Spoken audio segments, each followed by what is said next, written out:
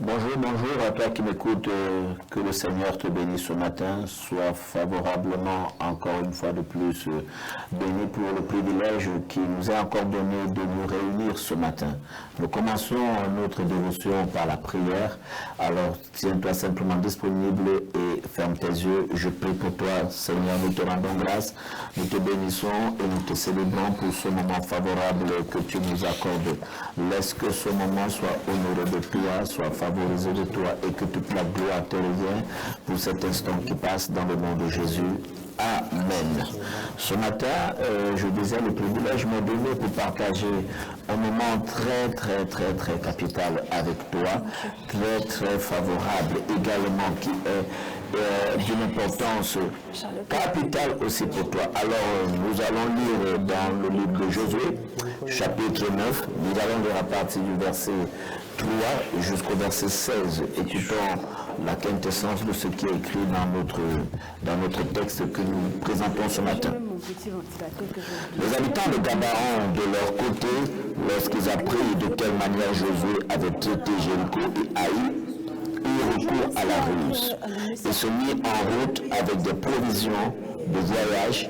Ils prirent de vieux sacs pour les ânes et de vieilles outres à vin déchiré et recousus.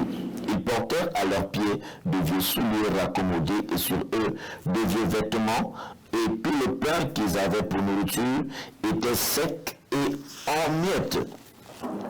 Ils allèrent auprès de Josué au camp de Gilgal et le dirent, ainsi qu'à tous d'Israël, nous venons d'un pays éloigné, et maintenant faites alliance avec nous. Les hommes d'Israël répondirent à ces Éliviens, peut-être que vous habitez au milieu de nous, et comment ferons-nous alliance avec vous? Ils dirent à Josué, nous sommes tes serviteurs. Et Josué leur dit, qui êtes-vous et d'où venez-vous? Ils lui répondirent, tes serviteurs viennent d'un pays très loin sur le remords de l'Éternel, ton Dieu, car nous avons entendu parler de lui et de tout ce qu'il a fait en Égypte, et de la manière dont il a traité les deux rois des Amoréens, au-delà du Jourdain, Sion, roi de Hesbon, et Og, roi de Bazan, qui était à Ashtaroth. Et nos anciens et tous les habitants de nos pays nous ont dit, prenez avec vous des provisions pour le voyage, allez au-devant d'eux, et vous leur direz, nous sommes vos serviteurs, et maintenant faites alliance avec nous. Voici notre pain, il était encore chaud quand nous en avons fait provision dans nos maisons, le jour où nous sommes partis pour venir vers vous, et maintenant il est sec et en miettes. Ces outres à vin que nous avons remplies toutes neuves, les voilà déchirées, nos vêtements et nos souillures se sont usés par l'excessive longueur de la marche. Les hommes d'Israël prirent de leurs provisions et ils ne consultèrent point l'Éternel. Josué fit la paix avec eux et conclut une alliance par laquelle il devait leur laisser la vie, et les chefs de l'assemblée le leur jurèrent. 3 jours après la conclusion de cette alliance, les enfants d'Israël apprirent qu'ils étaient leurs voisins et qu'ils habitaient au milieu d'eux. Parole de l'Éternel. Ne jouez pas le jeu de l'ennemi. Tel est le contexte de notre dévotion ce matin. Ne joue pas le jeu de l'ennemi. Dans la vie, bien-aimés, faisons beaucoup attention aux attitudes et aux comportements qui parfois laissent produire en nous ce que nous appelons la trahison. Ce que nous appelons véritablement un Judas ou quoi que ce soit. Tout le monde sur cette terre, que ce soit chrétien ou non chrétien, tout le monde sait que le diable existe, mais très peu véritablement peuvent découvrir les faits réels et les sources de l'entrejeu de ce qu'il pénètre à notre égard. Voyons ici le contexte d'un peuple. Un peuple qui, après avoir traversé le Jourdain, ils sont entrés sur la terre promise, qui était déjà une terre qui était pleine de bénédictions, de faveurs, malgré la multitude des habitants de ce pays. Il y avait les Jébuséens, il y avait ces Hésiens, il y avait les filles, il y avait beaucoup d'ennemis dans ce territoire. Mais parce que Dieu leur avait fait des promesses, et Dieu leur avait juré de leur donner cela à eux et à leur descendance. Alors ils sont arrivés, et après avoir combattu un certain nombre de combats. Alors ils sont restés là dans la paix et un beau jour, ils voient des personnes qui arrivent un matin et il leur dit, est-ce que vous pouvez faire alliance avec nous? Les enfants d'Israël ont d'abord demandé, mais qui êtes-vous? D'où venez-vous? Ils ont dit non, nous avons écouté, nous avons vu, on nous a témoigné le Dieu que vous servez, sa puissance, comment il est redoutable et vraiment nous sortons de très loin. Nous avons une longue marche, des jours, des mois, des années pour arriver auprès de vous. Et voici la preuve. Nous avons des pains qui sont devenus secs. Nous avons des habits qui sont devenus déchirés. Et voilà comment notre peau est déjà presque en poussière avec tout le long parcours du désert, et etc., etc. Sans toutefois, la Bible dit qu'ils n'ont pas consulté Dieu. Et alors, qu'est-ce qu'ils ont fait? Ils ont fait alliance avec ce peuple. 3 jours après avoir fait alliance avec ce peuple, ils s'en rendent compte que ce peuple qui est venu vers eux, il n'était même que leurs voisins, qui étaient également ceux-là, qui faisaient partie de ceux qui combattaient contre eux. Bien-aimés, faisons beaucoup attention. Faisons beaucoup attention. En tant qu'enfant de Dieu, ce n'est pas le simple fait de dire « Seigneur, Seigneur », qui qualifie véritablement celui qui est à côté de toi comme un sauvé. Ce n'est pas celui qui va authentifier sa prière, ou bien ce n'est pas celui que tu verras tellement ouvrir ou marcher avec sa Bible, qui viendra vers toi et te parler de Jésus, que tu vas également voir que voilà un frère qui est la bienvenue. Tout le monde est capable de dire que Dieu est Dieu. Tout le monde est accessible à comprendre que Jésus est Seigneur. Mais ce n'est pas tout le monde qui marche selon la volonté permissive de Dieu. Mais ce n'est pas tout le monde. Apprends à discerner et apprends à voir véritablement. Même parfois nous-mêmes, quand nous avons reçu Jésus-Christ, la Bible dit que la nature ancienne est passée et voici toutes choses sont devenues nouvelles. Mais faisons beaucoup attention parce que tout autour de nous, il y a toujours ceux-là qui manifestent toujours des mauvaises actions. Ils sont des faux acteurs. Ils prétendent être des fidèles. Ils prétendent être des vrais chrétiens. Mais ce qu'ils oublient, c'est que malgré tout leur bon caractère et leur loyaux et fidèles service, la Bible nous dit dans le livre de Galatiens, comme Paul l'avait dit, ne vous trompez pas, on ne se moque pas de Dieu. Ce que l'on aura sémé, c'est ce que également il va récolter. Beaucoup de chrétiens attirent la colère de Dieu. Beaucoup de chrétiens amènent toujours Dieu à se manifester de manière comme un feu divin. Pourquoi? Parce qu'en trompant les gens par leur visage de bon et loyal service, ils se mettent à faire des choses contraires à la pensée de Dieu. Ne joue pas le jeu de l'ennemi. Ne joue pas. Parce que voilà un peuple qui est quitté.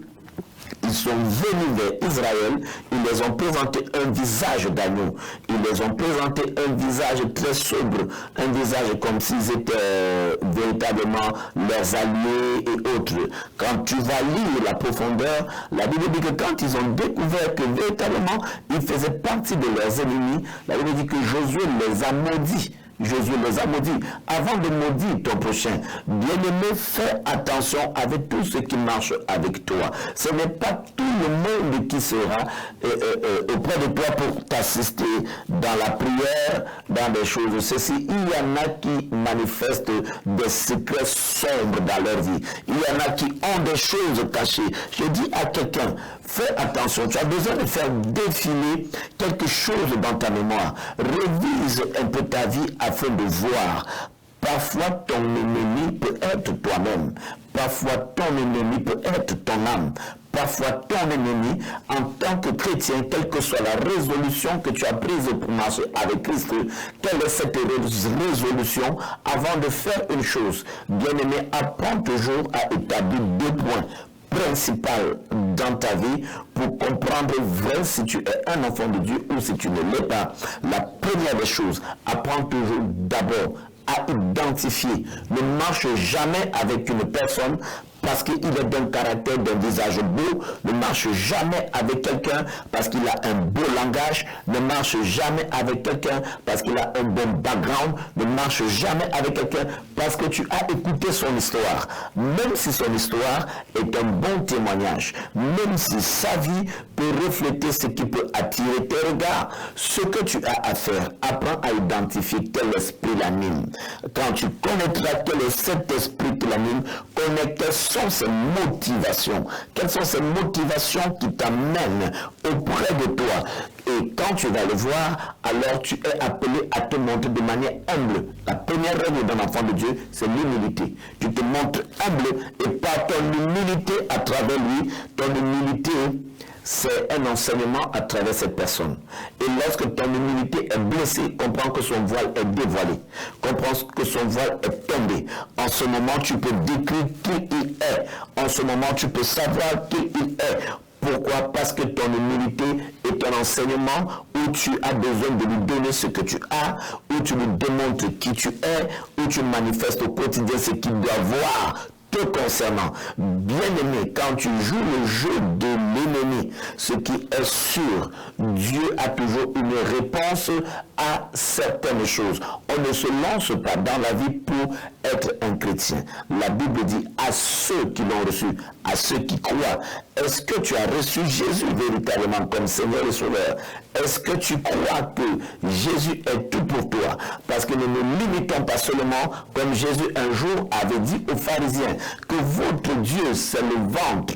Beaucoup sont devenus, ils jouent le jeu de l'ennemi parce qu'ils veulent écouter l'évangile du mariage, l'évangile des voyages, l'évangile pour simplement amener une vie humble, une vie simple, une vie où tout concourt seulement pour leurs propres intérêts, où tout concourt seulement pour leur devenir. Ils veulent seulement paraître, ils veulent seulement avoir de la domination en eux, ils veulent seulement avoir et concentrer leurs connaissances uniquement pour eux sans toutefois les partager. Ils ne veulent pas également amener les choses à être véridiques. Ils préfèrent se promouvoir pour eux-mêmes. Fais très attention, parce que si Dieu t'a donné, c'est vrai, tu peux aussi le donner. Le peuple d'Israël a fait ce qu'un enfant de Dieu peut faire, mais l'erreur, avant de le faire, demande toujours à Dieu. Demande toujours à Dieu, de peur que ta vie, tu peux te retrouver en train de jouer le jeu de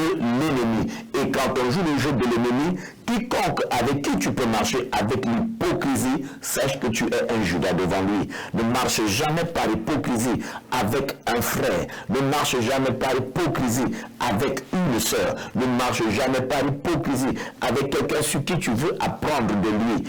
Apprends à être vrai. En jouant le jeu de l'ennemi, tu finiras toujours par tomber comme Aman l'avait fait auprès de Mardoché quand il est arrivé auprès du roi Assyrus et qu'il a été nommé secrétaire général d'État, là où il a pris la première place, et une fois avant de l'être, il a comploté des coups d'État tout autour et ceci, mais au départ ça marchait. Il montrait au roi Assyrus comment il était un avec lui. Il montrait au roi Assyrus comment il était quelqu'un qui était favorable à ses yeux. Et pourtant, il jouait un jeu d'ennemi. Il jouait un jeu d'ennemi parce que son objectif était d'éteindre, d'effacer les enfants de Dieu. Qui vient auprès de toi? Qui s'assoit auprès de toi? Qui te conseille au quotidien? Est-ce que tu crois vraiment? Est-ce que tu as bien sondé celui avec qui tu marches? Est-ce que tu as véritablement regardé? C'est vrai, on apprend de tout le monde, mais on ne peut pas aussi recevoir de tout le monde. Tu peux apprendre de moi dans un côté, mais est-ce que véritablement tu peux recevoir de moi? Parce qu'avant de dire que tu reçois de moi et être une préfiguration de peut-être d'être un mentor auprès de toi, as-tu identifié qui est celui qui marche avec toi? Identifie toujours qui est à côté de toi. Le jour où tu le sauras, alors tu comprendras. Est-ce qu'il joue un jeu de l'ennemi? Est-ce qu'il joue un jeu réel? Est-ce qu'il joue un jeu vrai? Mon Dieu m'envoie te dire ce matin, en tant que fils du royaume, apprends à discerner les choses. Apprends à te valoriser. Apprends à voir qui est ton prochain. Apprends à découvrir qui est celui. Ce n'est pas seulement Amen, Jésus est Seigneur. Non. Apprends toujours. Et le Saint-Esprit qui a le discernement te donnera de comprendre qui doit être avec toi, qui doit marcher avec toi, et cesse de jouer l'hypocrisie, le jeu de l'ennemi, parce que fin de compte, tu finiras comme Aman. Mais que le Seigneur te donne de défiler ta vie ce matin, afin qu'une nouvelle dispensation te soit agréée pour ce nouveau mois, au nom de Jésus. Amen. Amen, pasteur. Merci. Ne jouez pas au jeu de l'ennemi, c'est à plusieurs niveaux, il faut le dire. À plusieurs dimensions. Que ce soit au niveau de l'hypocrisie, voilà, que ce soit au niveau de venir au Seigneur parce qu'on veut le mariage, comme vous l'avez dit, on veut une prospérité particulière. Pourtant, on n'est pas chrétien pour se marier. On n'est pas chrétien pour se marier. On n'est pas chrétien parce qu'on veut voyager. Exact. On n'est pas chrétien parce qu'on veut être riche. La chrétienté est une nature. Amen. Et c'est une vie. Voilà. Mais pour ça aussi, il requiert beaucoup de maturité. Pour ne pas tomber dans le jeu de l'ennemi ou de ne pas jouer au jeu de l'ennemi parce que c'est souvent très subtil quand même. On y entre de façon subtile sans même savoir. Jésus a dit à ses disciples un jour, je vous envoie au milieu de loups. Vous êtes des brebis, mais sachez que vous avez mieux de vous. Mais soyez sages. Donc quand tu apprends que tu as Jésus, c'est pas parce que tu as Jésus que tu vas embrasser tout le monde. Amen. Tu dois toujours avoir la sagesse, le discernement de savoir avec qui marcher. Parce que parfois, il y a d'autres qui pensent qu'une fois ils sont enfants de Dieu, ils vont rejeter ceux du monde et ils vont commencer à embrasser. Et parfois, le frère ou la soeur que tu embrasses, c'est même la personne qui peut te faire couler. On va prier, pasteur. Seigneur, nous te rendons grâce et nous te bénissons ce matin. Merci pour le privilège que tu nous as encore accordé d'écouter ta parole. Pendant que nous commençons cette dévotion par cette émission, je prie pour celui qui est en ligne et qui nous a écoutés de près ou de loin. Seigneur, Saint-Esprit, change son cœur et donne-lui afin que Paul, comme il a dit, que le Dieu de mon Seigneur Jésus illumine les yeux de vos cœurs et que les yeux d'une personne en cette semaine lui soient illuminés et de marcher dans la transparence au nom de Jésus. Amen. Amen. Merci, pasteur.